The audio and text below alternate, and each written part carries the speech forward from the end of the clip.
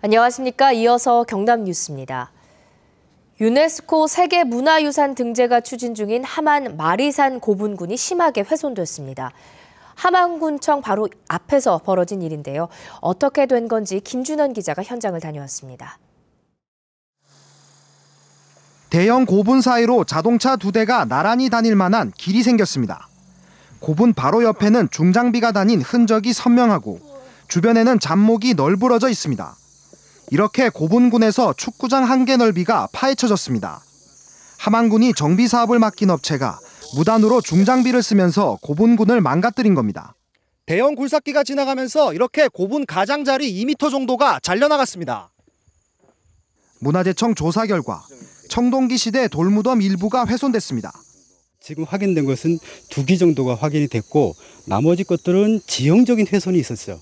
주민들은 함안군청 바로 옆에서 벌어진 일이라 함안군이 문화재 훼손을 방치했다고 주장합니다. 앞에 10m도 안 떨어진 그 상까지도 포크레인이 진입을 하고 또 더더욱이 문화관광가장 자리 있는 바로 옆에 있는데도 불구하고 그거를 왜 몰랐다 하는 것인지. 뒤늦게 사실을 안 함안군은 해당 업체를 문화재보호법 위반 혐의로 경찰에 고발했습니다. 업체에서 좀 저희들과 협의 없이 무단으로 좀 무리하게 사업을 진행한 것 같습니다. 문화재청은 고분군 훼손 현장이 더 있을 것으로 보고 추가로 현황 파악에 나섰습니다. KBS 뉴스 김준원입니다. 아파트 단지 안에서 15개월 된 아이가 차에 치여 의식을 회복하지 못하고 있습니다. 아파트 단지 안에 있는 길은 법적으로 도로가 아니다 보니 교통시설물이나 주의 표시는 미흡하고 사고는 끊이지 않고 있습니다. 보도에 손원혁 기자입니다. 사고 장소는 아파트 단지 안 주차장입니다. 오후 5시쯤 아파트 주민이 몰던 SUV 차량에 15개월 된 여자아이가 치인 겁니다. 운전자가 주차장을 빠져나가기 위해 모퉁이를 돌았는데 그 순간 아이와 부딪혔습니다. 사고 차량은 정차해 있는 상태였고 그 왼쪽에 아기가 누워서 의식이 없는 상태로 숨을 헐떡거리고 있었습니다. 피해 아동은 병원으로 옮겨졌지만 중태입니다. 가해 차량 블랙박스에는 아이가 포착된 것으로 미뤄 경찰은 운전부주의로 사고가 난 것으로 보고 있습니다. 지난해 5월과 6월 진주와 창원에서 각각 아파트 단지 안에서 난 교통사고로 어린이가 숨지는 일이 잇따랐습니다. 단지 내 주차 차량이나 조경수, 시설물 등이 운전자 시야를 가리는 것도 사고의 큰 원인이지만 운전자의 부주의도 문제입니다.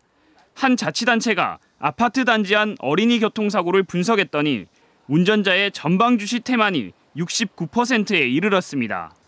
보호자 역시 아파트 단지 안을 일반 도로와 마찬가지로 여기고 주의해야 합니다.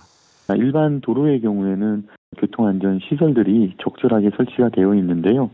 아파트 단지 내 도로 같은 경우는 그 관리자의 전문성 같은 것들이 좀 부족하기 때문에 전문가들은 아파트 단지 안을 어린이 보호구역으로 지정하고 엄격하게 관리할 필요가 있다고 지적합니다. KBS 뉴스 손원혁입니다. 야산 임도에서 작업을 하던 트랙터가 넘어져 70대 노인이 깔려 숨졌습니다. 어제 저녁 7시 50분쯤 진주시 금산면 야산 임도에서 트랙터가 전복돼 운전하던 75살 고모 씨가 깔려 숨졌습니다. 경찰은 고 씨가 임도 아래쪽 공터를 오가며 트랙터에 돌멩이를 실어 나르다 변을 당한 것으로 보고 정확한 사고 경위를 조사하고 있습니다. 최근 3년 동안 경남의 어린이 보호구역 스쿨존에서 일어난 어린이 교통사고가 전국에서 4번째로 많았습니다. 경찰청의 국정감사 자료를 보면 2012년부터 2014년까지 경남의 어린이 보호구역에서 일어난 교통사고로 103명이 숨졌습니다. 이 같은 수치는 경기, 서울, 부산 다음으로 전국에서 4번째로 많은 피해 규모로 2012년 42명에서 2013년 18명으로 줄었다가 지난해 43명으로 다시 늘었습니다.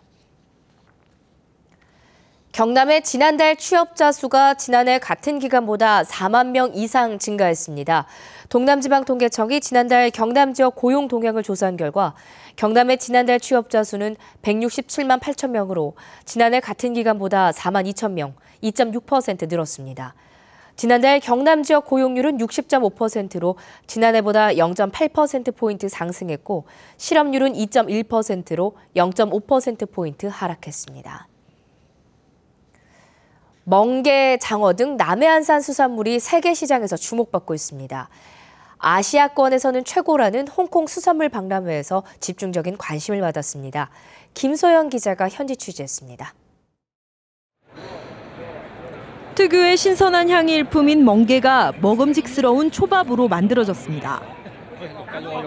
쫀득한 바다장어는 주방장의 손끝에서 바삭한 튀김 구이로 재탄생합니다. 남해안 수산물의 생소한 맛과 향에 외국 바이어들도 금세 매료됩니다. 好好味，呢個耳脆地嘅，有啲甜。 홍콩 수산물 박람회는 해마다 유럽과 아시아, 미국 등 31개국 바이어 8천여 명이 참여하고 있습니다. 전문 바이어들만 참여하기 때문에 계약이 성사되는 경우가 많아 아시아권 최고의 수산물 박람회로 손꼽히고 있습니다. 경남에서는 통영 지역 7개 수협 4개 업체가 참가해 청정 남해안의 수산물을 각국에 선보였습니다. 수출량이 많지 않았던 유럽 바이어들에게도 큰 호응을 받았습니다. Very interesting by the approach of a tea bag packaging, possibility for exporting to the French market or the European market in general. 특히 이번 박람회에서는 미국 FDA 지정해역인 남해안의 위생관리 현황이 소개되기도 했습니다. 수산식품의 트렌드를 파악하고 앞으로 많은 수출에 도움이 될 것으로 판단되고 있습니다. 통영시는 이번 박람회를 통해 천연조미료 50만 달러 수출 계약 등 모두 50여 건의 수출 협의가 이뤄졌다고 밝혔습니다. KBS 뉴스 김소영입니다.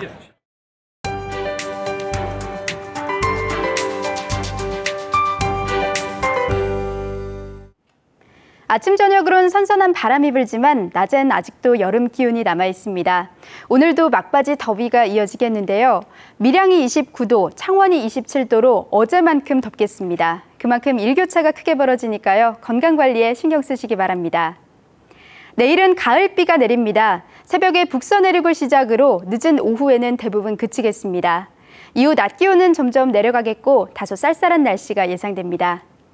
위성 영상 보시면 우리 지역에는 청명한 하늘빛이 드러나 있습니다. 하지만 낮부터 구름량은 많아지겠고 일교차 큰 날씨가 예상됩니다. 현재 기온 살펴보면 밀양이 15.3도로 대체로 15도 안팎에서 시작하고 있습니다. 한낮엔 김해가 29도, 창원이 27도로 예상됩니다. 서부 지역입니다. 막바지 더위가 이어지는 만큼 오늘 하동과 사천이 29도까지 오르겠습니다. 또 일부 내륙엔 엷은 안개가 낀 곳이 많습니다. 교통안전에 주의하시기 바랍니다. 한편 동해남부 먼바다엔 닷새째 풍랑주의보가 내려졌습니다. 물결은 최고 4m까지 매우 높게 일겠습니다. 내일은 기압골의 영향으로 비가 지나겠습니다. 낮 기온도 점점 내려가겠고 공기도 한결 서늘해지겠습니다. 기상정보였습니다. 밀양시가 자원 재활용률을 높이기 위해 종이팩을 화장지로 교환해줍니다. 종이팩 1톤은 30년생 나무 20그루의 자원에 해당합니다. 남해군은 재활용 중고 PC를 수리해 소년소녀 가장과 장애인, 다문화 가정 등 어려운 이웃에게 우선으로 무상 공급합니다. 고성군은 내년 공룡 엑스포 개최를 앞두고 AI 발생을 방지하기 위해 국내 전 양계 농가를 대상으로 AI 차단과 예방 방역 교육을 실시했습니다. 추석 전 벌초의 절정기를 맞아 의령군이 예취기 사고 유형을 소개하고 벌초객들의 취급 주의를 당부했습니다. 거제 삼성중공업과 통영 성동조선 등 경남 지역 조선소들이 잇따라 올해 임금 단체 협상을 타결했습니다. 삼성중공업 노동자협의회는 기본급은 0.5% 인상과 1인당 250만 원 경력금 지급 등에 합의해 임금 단체 협상을 마무리했습니다. 통영 성동조선해양노사도 임금 인상 동결 등의 내용으로 임금 단체 협상 조인식을 갖고 조기 경영 정상화를 위해 노력하기로 했습니다. KBS 뉴스를 마칩니다. 고맙습니다.